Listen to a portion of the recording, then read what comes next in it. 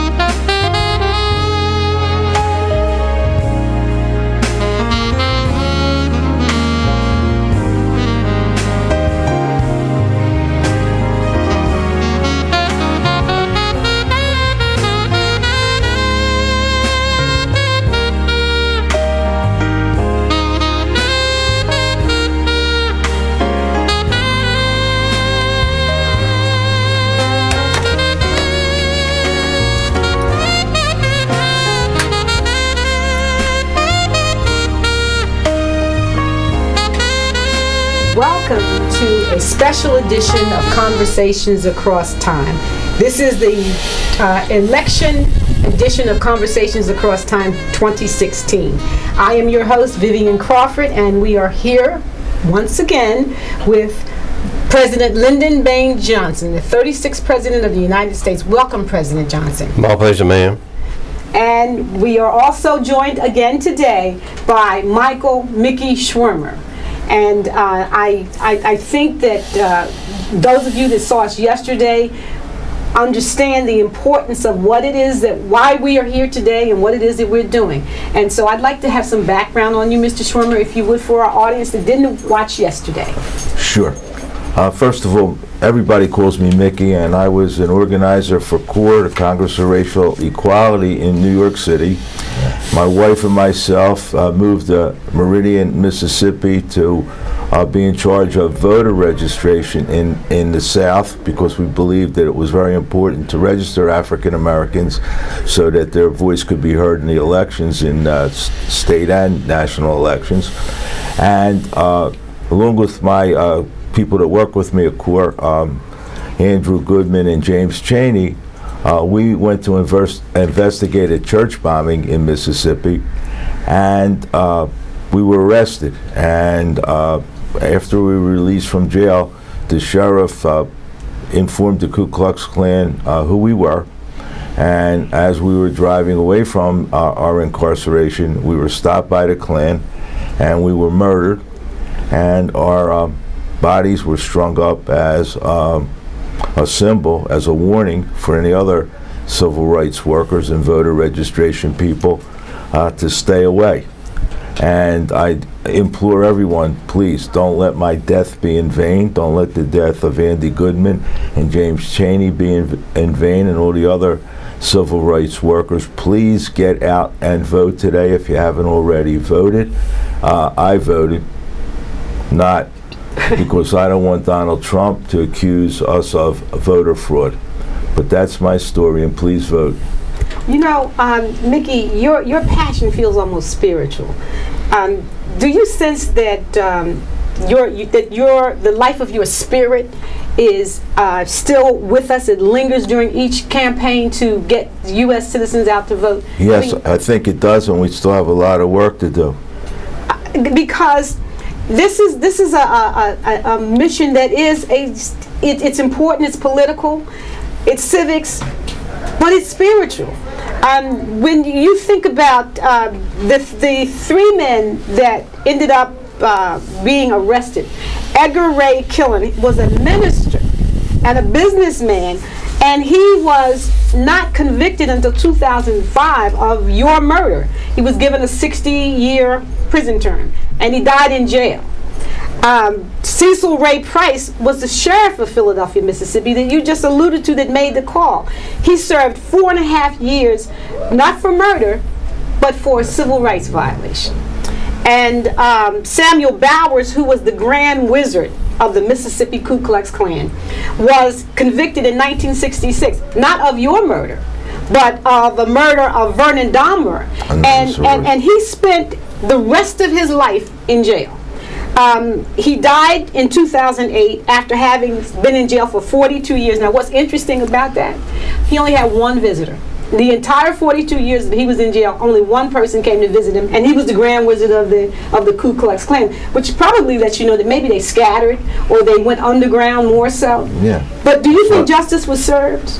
Well, partly, but it really wasn't served. And the only way justice can truly be served, if there's no voter suppression, if there's no voter discrimination, if everybody has the right to suffrage, to the franchise, and that's the only true justice. Putting these guys in jail is only a symbol, but the true justice is when this country evolves into a place where no one wants to suppress anyone's right to vote. Everyone's voice can be heard, and that's what I fought for, and that's what I died for. And I think we still, at this point, are getting reports, and even today as we sit here, we're getting reports about, in North Carolina, I believe President Johnson, you talked about that when we were in the green room. We were just talking about the fact that there's voter suppression still going on in North Carolina today. Yes, I'm familiar with that, madam, and there's forces still around that will not give up whatever perceived privileges there are simply for being white. And let me tell you, may I call you Mickey? Yes, everybody calls me Mickey, okay, Mr. President. We don't call you Mr. President. We do know that. Okay, thank you. I just was so moved by all that passion and zeal you and your colleagues willing to give your lives just to get people to organize and register to vote. That zeal totally moves me. I mean, in some of the political circles I'm in, it's just business as usual, twist arms, urge people, members of the Senate to vote this or that way. It's like business, and this zeal is so astonishing. And may I say to my fellow Americans, please don't let these young men die in vain. Get out there and vote. That's the only thing that we politicians, yes, I'm a politician too, but that is what we pay attention to. We do keep our ears to the ground. Please get out and vote. That is the only message we understand, I'm afraid. Now, President Johnson, yes, ma'am. Question for you, because you were president when Mickey and Andy and James met their death. And I'm sure that as a politician, the consummate politician that you were, that you were able to take that unfortunate incident and use it to get some legislation passed. You want to talk about that a little bit? Well, all I can say is I emphasize that the sacrifice these young men made and other young people made to get out there and register people to vote. People they don't know, people who have been oppressed and marginalized, and I'm told that they were inferior to everybody else, and these young people went out there, risked their lives to register them to vote. So But they risked their life, and I guess one of the things, Mickey, that I've always thought is that the country paid attention because you and Andy Goodman were white. That's an unfortunate reality. I think you're right, and unfortunately, I think the same thing happened in this election.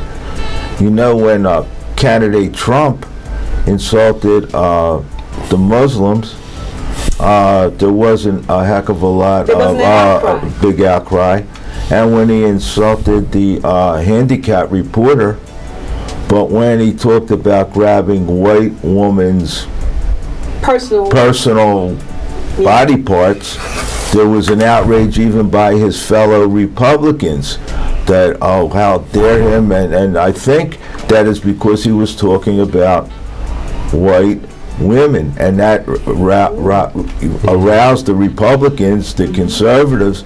But when he was having the Muslims or the handicapped people or the Mexicans, nobody cared. We didn't hear anything. So I think you're quite right. The fact, unfortunately, that we were Caucasians got public opinion aroused more than if we had been three African American civil rights workers. That is true. However, knowing the Klan like I do, they were just as hard as any whites who were trying to improve the lot of Negro or African American people. It was called Negroes during your time. So let's be clear. The concept of conversations across time is we have conversations with people from a different time period about today's issues. So, Mr. President, I don't want you to feel at all uncomfortable. You have all your life been taught to refer to people of African descent as Negroes. So that the audience full well understands you're not being insulting when you use that term, because that's what we would call when you were president, Negroes. Yes, well, the nation has evolved from that, and I believe my spirit must also evolve from that. That's commendable of you. Yes, there's no other choice. There's no other choice for our nation to move forward on race. And if we don't, it's going to be a total explosion. Either have elections now or risk the possibility to tomorrow's civil war. Now, one of the things that Mickey mentioned and you mentioned, because you got a lot done during your presidency, and education was a big deal. Now, the thing of it is, I think our audience probably knows by now, before I became a lawyer, I was a special ed teacher. Mm-hmm. And I became a special ed teacher during the time that people were beginning to say that it was acceptable for people with disabilities. They had rights and they needed to be treated properly. You alluded to something earlier about Donald Trump and the fact that when he made fun of that disabled reporter, that sadly for me as a special ed person, it was tragic that I didn't hear this outcry. I expected to hear voices booming because he had insulted a disabled person. I thought that we had gone beyond that, and I'm sure you, President Johnson, are somewhat amazed that we would be that backwards to allow any person who aspires to be a politician, and let alone a regular, just any elected official, but he wants to be president of this country, and he makes fun of a disabled reporter. That's heartbreaking, and so to that, I learned something from you, Mickey. Let's talk about that a little bit. Yeah, well, when I was in high school, my best friend was Robert Reich. Robert Reich is a Rhodes Scholar, and he went to Oxford with Bill Clinton, and he became Bill Clinton's first Secretary of Labor. And Bobby, as we called him, Bobby suffered from a disease called Fairbanks disease, in which his bones didn't grow. What is that? What do the people who have Fairbanks? What are their symptoms? They're almost like dwarf-like. They're real short, and they have dwarf-like. Okay. So he was real in school. He was, and today he's only 4'10", 4'11", and he was always picked on. And I weighed about 20 pounds more, so I became his protector against some of the bullies, people like Donald Trump that bullied disabled or handicapped. Now, he wasn't handicapped and he's extremely bright, but people like He Trump had physical disability. right, and people like Trump that bullied him, and I came to his defense numerous times. I was a little bit heavier then, a little bit tougher. But Bobby wrote something that I want everybody to be aware of because I think it's very pertinent. And he's brilliant, Bobby, and he has probably... Wait, you wrote something, when is this? He wrote it, I think, last night or the night before, and it pertains to this election and what's going to happen after Please share the with us. election. Please. And he said, even if Trump loses, and I believe he will, he has already done incalculable damage to America. He has given bigots permission to vet their age. He legitimizes suppression of voting rights of minorities. He undermined public trust in our democratic process. He incited his fellows to reject the outcome of this election.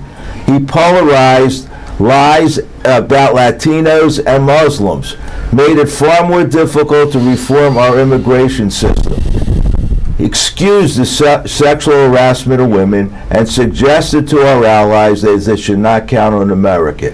It will take years for us to undo the damage. And I agree with Secretary Rice. I agree wholeheartedly. I mean, after this election, good citizens of all races, all backgrounds, and yes, even those Republicans who are appalled by Mr. Trump must get together afterwards and fight this. I mean, Mr. Trump's followers are going to take this very well, and we must unite.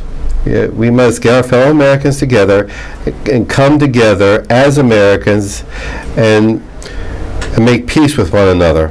But let's talk about the danger that Secretary Rice speaks to. I've watched in the past few weeks as this campaign, and thank God that today is election day. Because I don't think we could have stood it any longer with the type of press and the type of what we have seen, that the terrible statements that have been coming out.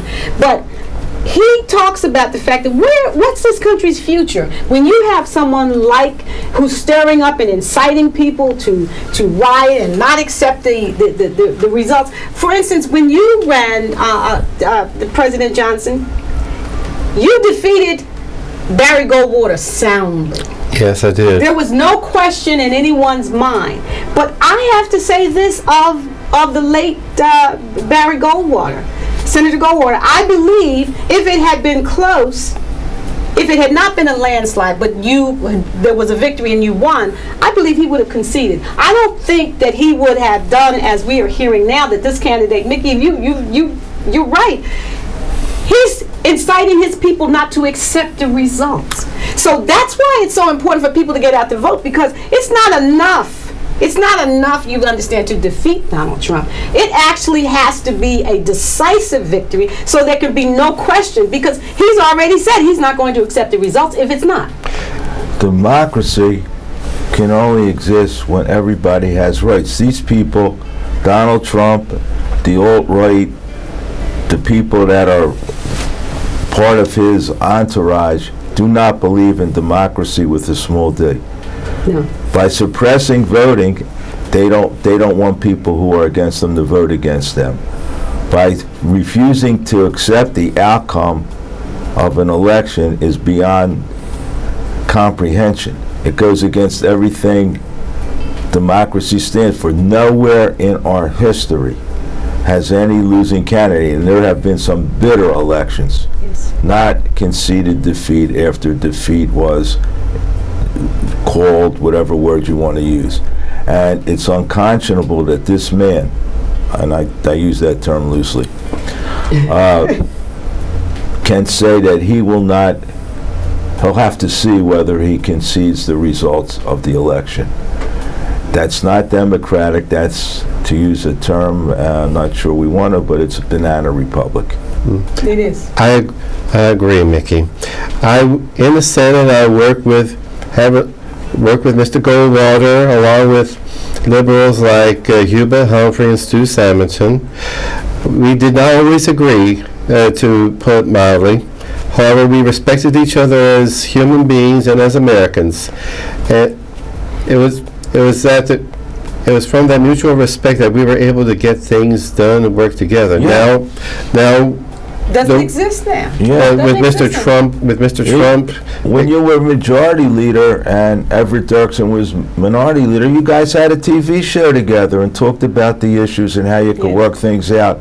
Now, to put it on TV, we'd have to have a Hamilton Burr duel with guns. You're right. Yes, I agree. I worked very well with Mr. Dirksen, and we didn't agree all the time, but like I said, we respected each other. And you dialogue. See, that's another thing. And even Ronald Reagan and O'Neill. Tip O'Neill.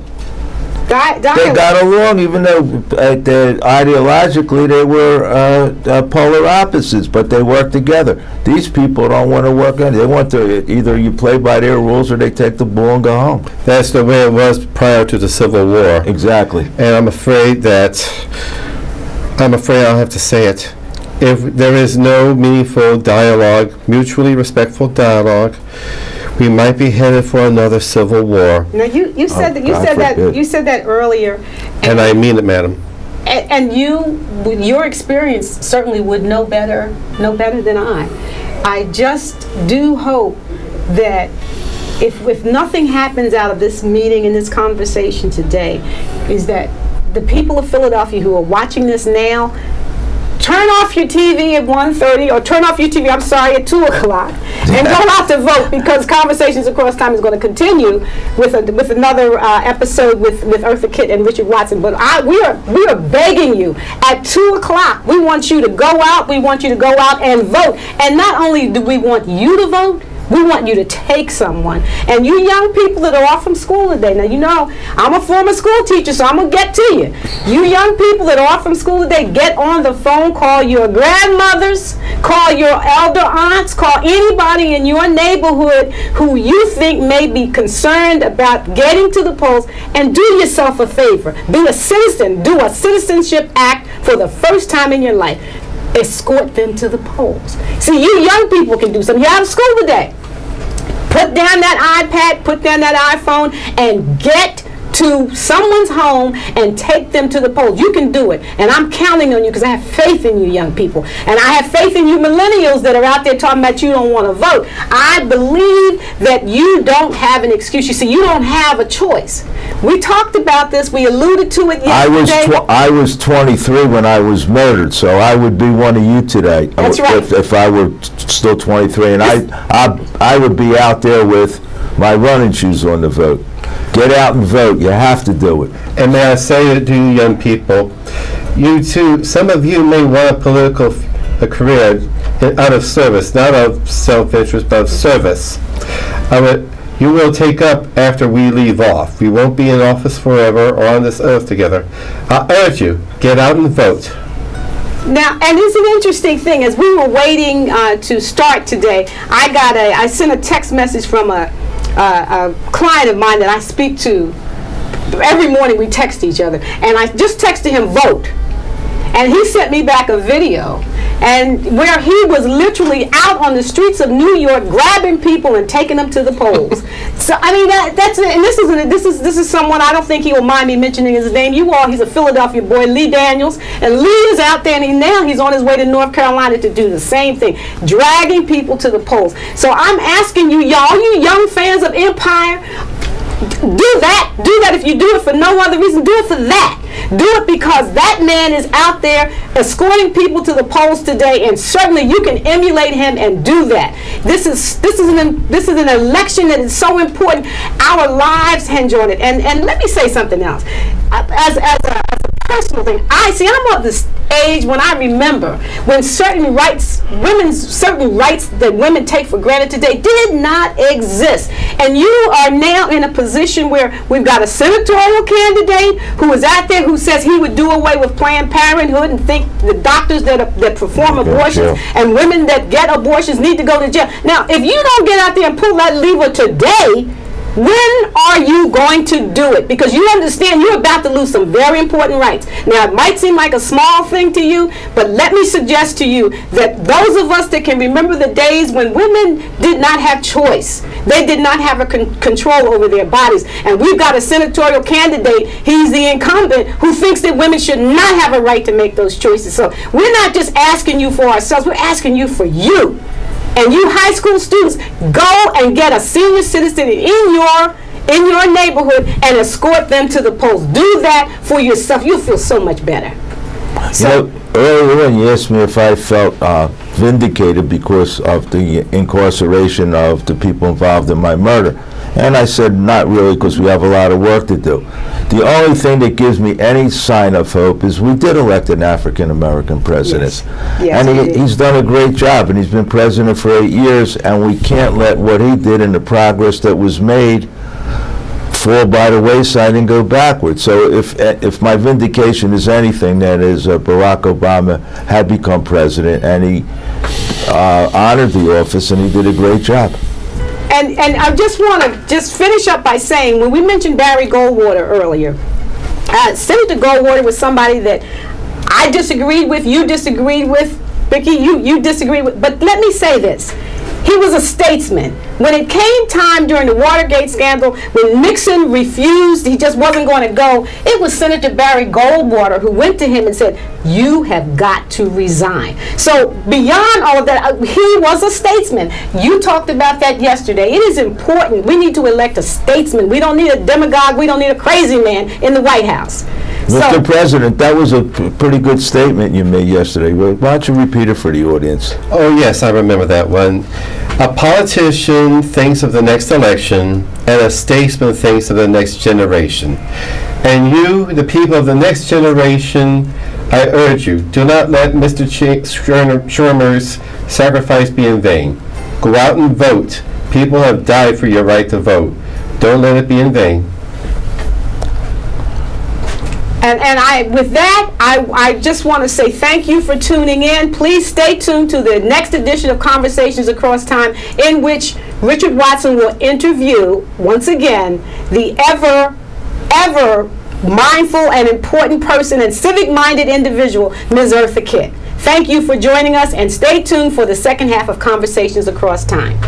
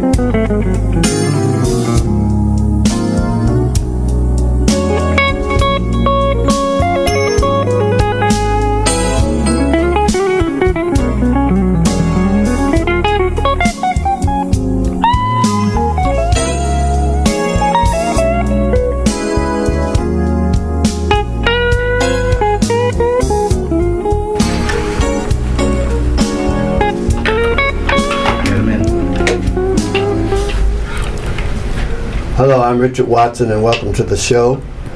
I am an artist in residence at the African American Museum and also a member here at Philadelphia's Philly Cam family in Conversations Across Time. Today is a very exciting day. I'll be talking with my good friend Eartha Kitt, and we shall be covering some history and some present day experiences that I think you'll all enjoy.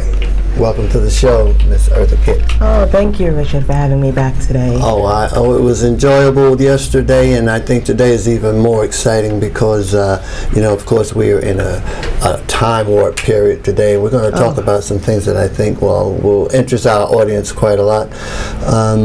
Yesterday, we talked about some things of the 60s and some of the politics of the world as they were being shaped, and you played a part in that because I think your influence and some of the results of who you ultimately became in your world. You overcome a lot of adversity and tested by fire.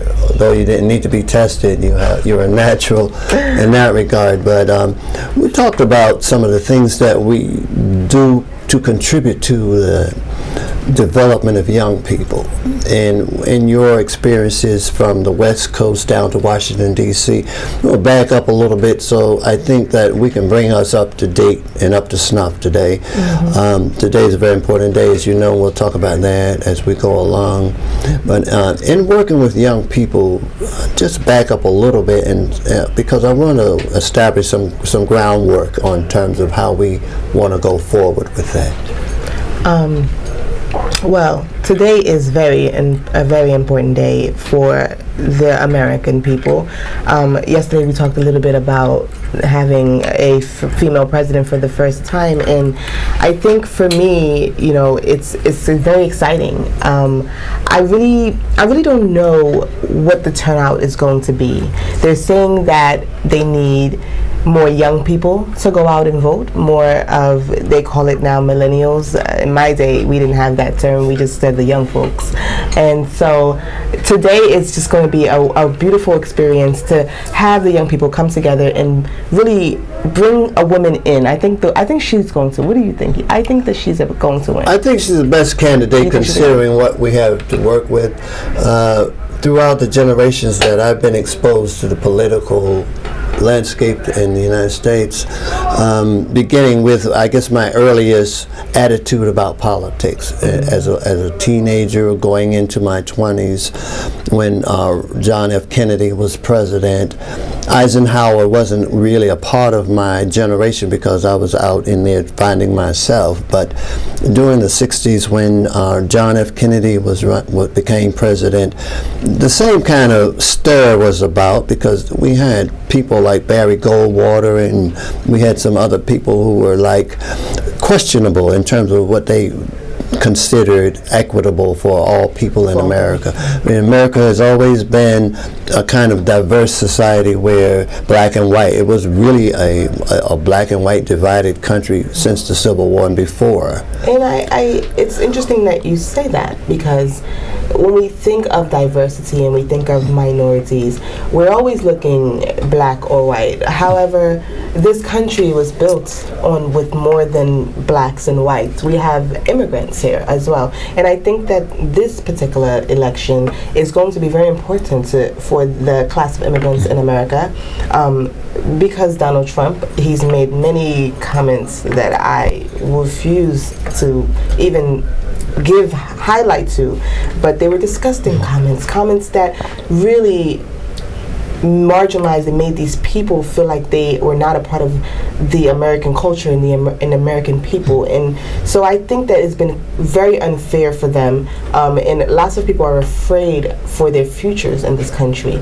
And so we need to look at America as more than just black and white, but more as a rainbow of people who will be affected by this election. But would you agree that Donald Trump has served a purpose in terms of exposing some of the dirt under the rug? Because we talk about the multicultural quilt, and we talk about the patchwork of American fabric and fiber.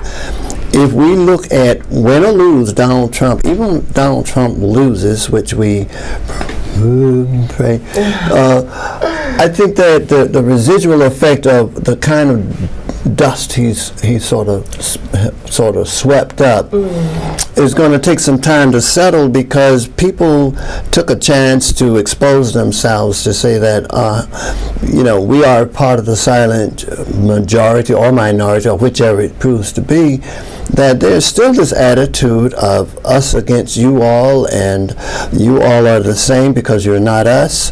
I think there's going to be a lot of cleanup work going on as a result of this election, because Mr. Trump, regardless of whether he wins or loses, opened a sore that needs to be open and catheterized, because talk about it. It's there. It's not going to go away. I think what Donald has done an excellent job of doing is definitely, shining a light on issues that have been happening for many generations in this country. I mean, slavery didn't end, after the Civil War.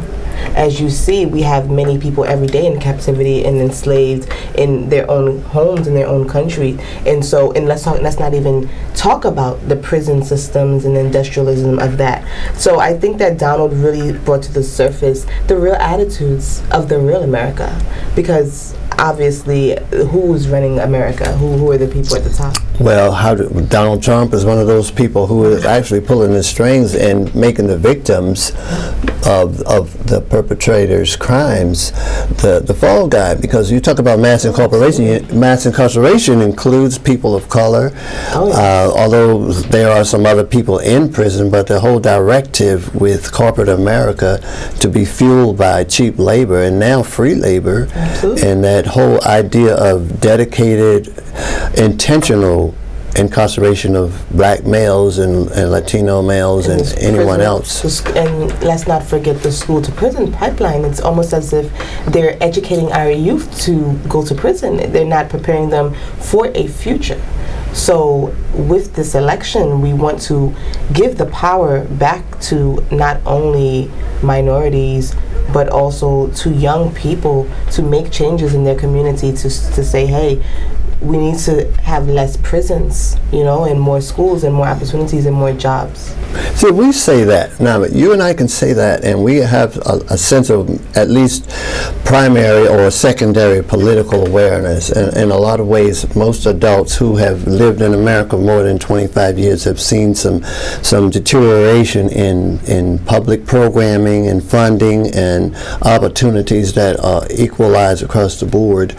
How do you think in today's world of distractions or amusements or things that occupy the excitation of the young people, how many platforms are out there that intrude upon a real awareness, a real form of education?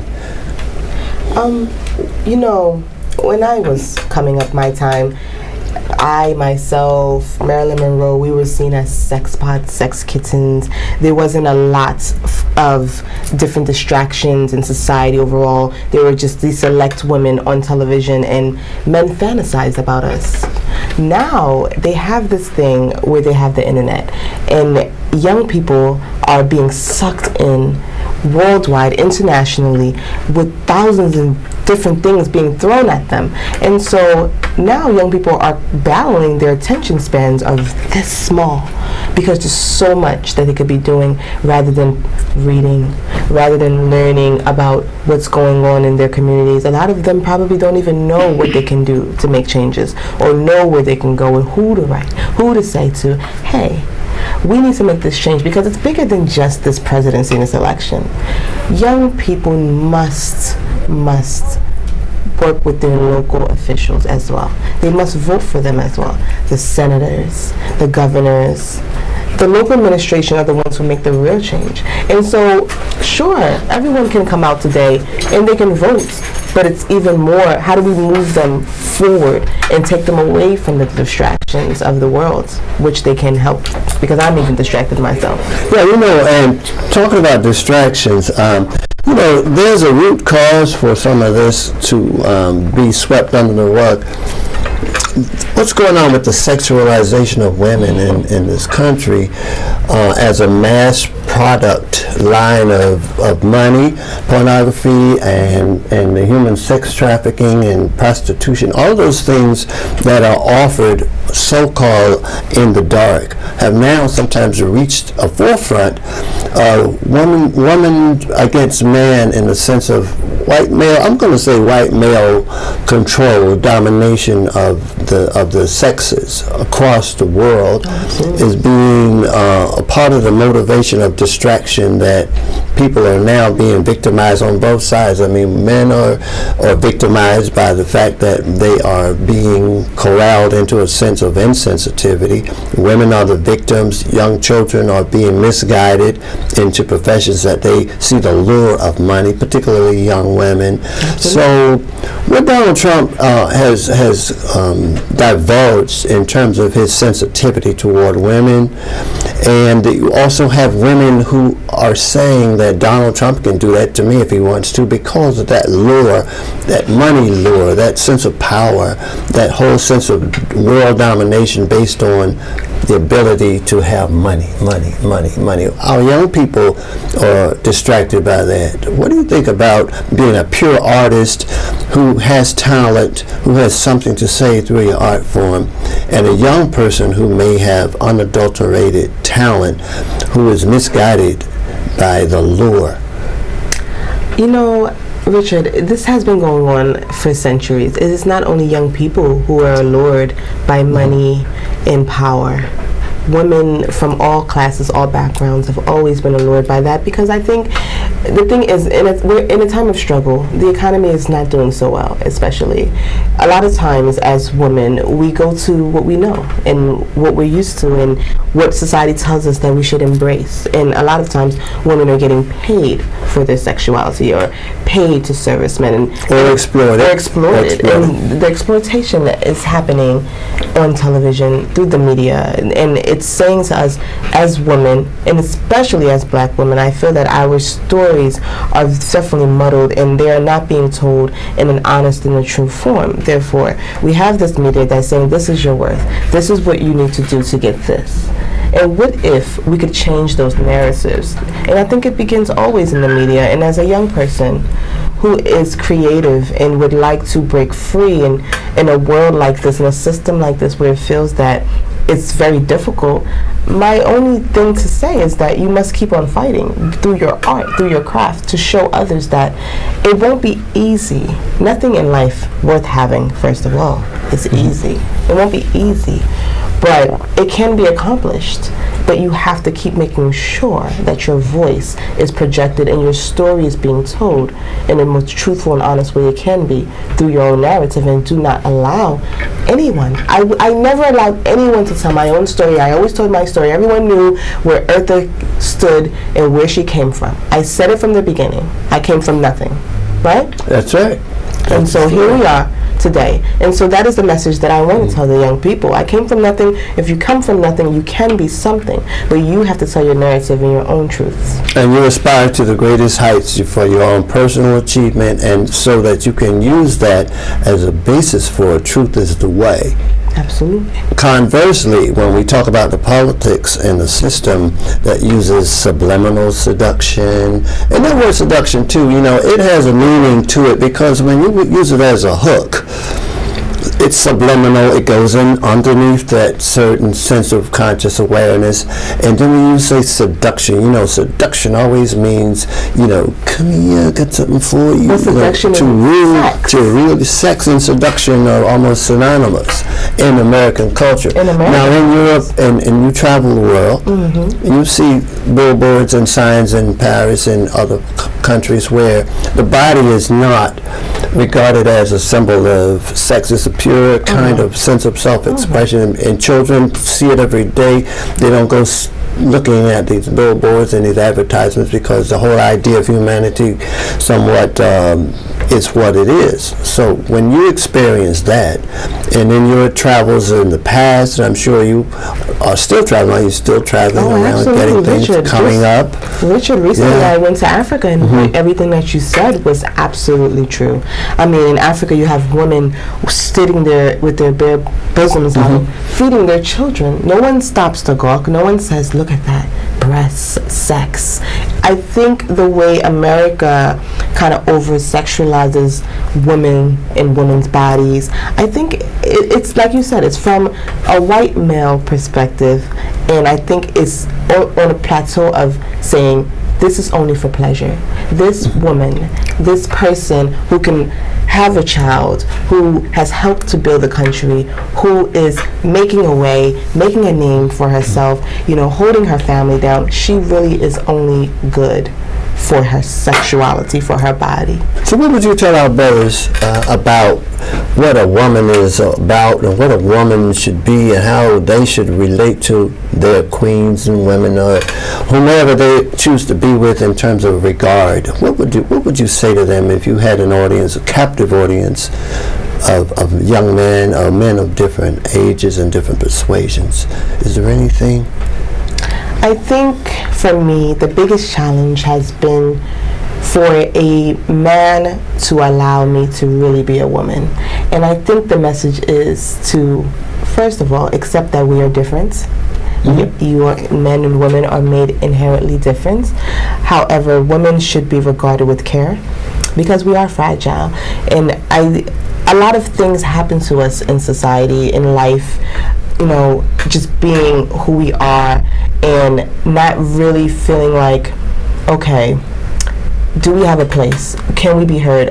Many times in the past, we were told women's place is to be at home and to not say anything. And for me, I would like for men to look at a woman for who she is. Really, speak to her soul. Look beyond her physicality. Look beyond what she has on. Listen to her heart, speak to her heart, and understand that she is someone to be highly regarded with the utmost respect because we all came from a woman. Our brother James Brown came out with a piece that was a double-edged sword, is a man's world. Ah, yes. But it wouldn't be nothing without a woman or a girl. And within that construct of that song being so dynamic when he came out with that song and listening to the lyrics, words are so important, there's power in words. The world would be nothing without women. And so that as the mothers of the world go, so go the children, and so goes the society. It becomes wayward, absolutely. And where we are now with the sexualization of women and the disregard and the misogyny in the music and in the culture, there has to be a turning point where the agendas change and where the partnership changes and the ratio of the man on one side and the woman being down here on a lower level. Do you get paid as much as Barbra Streisand or Celine Dion to do what you do? I can tell you right now that I haven't seen those riches in my lifetime. I can say I don't believe that I get paid the same as those women, but that I guess that goes with the territory when you are the minority and not the majority, they say. Which is changing, and you know how we're going to change that? Bam, bam, bam. The power to the people. So when we talk about where is our strength beyond our rhetoric, because we have a gift to gab that we can all talk about what the program is, what the problem is, to suggest to our people and to everyone who wants to be effective with that voice that really cuts through all of the hoopla and all the BS that we hear coming over the ads, coming over the popularity contest. This is not a popularity contest, correct? The vote. The power of the vote. And back in the day, and we know back in the day meant for us, it was talking about making America what again? He said make America great again. Great so again. Tell me about the greatness of America 50, 60, 70 years ago. How great was America for us? I don't think it was great at all. Some would complain and say that it's even worse now than it was then, but I think that is not the case. I think that people today, minorities today, that they have more of a power, more of a say, and things cannot be done to them like they were done to us out in the open. I mean, discrimination was in your face, and you knew it, and you knew it was because you were black. Now, how about that? And the power we have today has been well fought for and compromised, and so many people have given up their lives. And I have to keep going back to the 60s, the summer of 63, 64, 65, when the whole country was on fire. I mean, literally and figuratively, because Churches, buildings, schools. people were being assassinated, shot down, and people were being mutilated. I would say not short of even lynching were still going on in certain parts of the world and certain parts of the country. Oh, yes. Andrew Goodman and James Chaney and Schwermer, they lost their lives going door to door trying to get people to vote. And I listen to a lot of talk shows, and I flip channels, and sometimes I'll hear a voice, and I have to stay on there because it's the voice of tyranny that's coming from the opposite side of the fence about how despicable President Obama is, and how we've got to stop these immigrants coming to our country. And this is the opposition that today offers as a choice to our people of intelligence, and even our people who don't know that much. What would you tell these people who think that somebody's taking their job, somebody's taking their opportunity to survive in America when they have all of the greatness right in front of them? Did you feel that when you were trying to break through, or was there anyone out there championing the cause of equality? I never felt that someone was taking my role or my job or my place, because I've always kind of worked under the framework, what is for you, and no one can take that. We all have our own destinies. We have our own fates, which is why my fate, from being dirt poor in the South to being world renowned, I never knew that I would even amass this type of accolades or accomplishments, as you will, in my life. So for me, I think that people need to stop looking outside of themselves and look within themselves to see what it is that they can bring, or to make something new again. You know, making America great again, that is not the slogan. That is not something that I even believe in. I believe in the fact that we need to take what we have and make a reform and make it change, make it brand new again. So in actuality, there are no immigrants that are coming to take these jobs. They're coming to make a way themselves. They're coming to start in the land of the greats and get that opportunity to take them to higher levels. And some of them are even taking what they've learned from these jobs and applying that in their own countries, in their own nations. So we need to look at those structures and take the resources of America, because there are resources for every single American person. And do Americans all utilize those resources? Do they want some of those jobs? They say they want those jobs, but a lot of the hardest jobs worked in our country are worked by immigrants. I would say that we're all immigrants. You know I would that, say because, because and I think that the realization of who holds the power, who holds the most marbles. Oh yes. You know, who's king of the hill, and there are designs at work that know this, and as long as they can distract people from the root cause of why he's on top and they're on the bottom, keeping them fighting in distraction and divide and conquer kinds of things, even down to the racial aspect of it. You have a lot of families that are now co-joined by different cultures, different races, and different kinds of influences for being who they are as individuals. How in your own world do you handle people who come at you and ask you about your choice of mate, your choice of someone who is not from the continent? How do you handle that? Well, you know, Richard, I'm so glad you asked that question, because, you know, I went to bed with Harry. That is no secret. It's as in Belafonte. As in Belafonte. Okay. What other Harry would there be? Okay. Harry Winston, of course, because I love my jewels. Oh yeah, the one who's running around England, the England Prince Harry. Oh yes. He's got a sister too. But go ahead, talk about you. Well, Harry Belafonte and I, we've been to bed before, and he frankly told me I should not take him seriously. Why? Because he said, what would a black woman do for him? And at the time, you look shocked, but at the time, I could see where he could make that inference, because, of course, as black people, we had no power. We were not calling the shots. We were not signing the big checks. So, obviously, as a black man in the industry that wanted to go to another plateau, he felt that he had to be with a white woman. Society power symbol. Absolutely.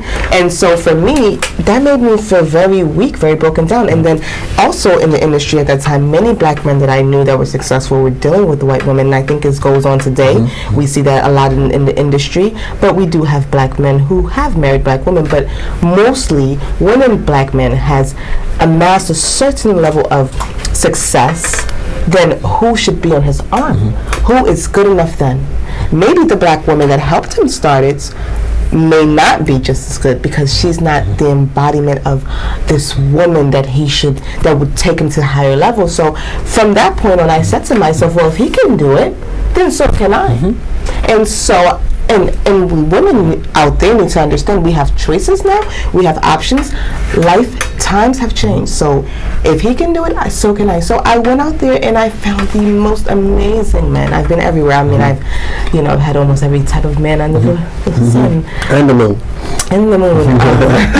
And so I learned so many things. And if I had closed myself off, then I would not have been able to learn about many different cultures. That's beautiful. And being open to cultures, being open to realities and politics and choices, I think that if we were to summarize everything we talk about, everything we feel on a very honest level, that we as a people within a nation of distractions, the core agenda is to make choices that are going to be to your benefit en masse. If the choices are all somewhat simulated and somewhat coordinated, then it changes for everyone if they make the right choices. Absolutely. So you have my vote on your personal choices, and I think that collectively, if we go and exercise our rights that people have compromised themselves for, lost their lives for, we'll be a greater nation. And within that nation, hopefully, someday we can become a strong unity of people who say we are Americans.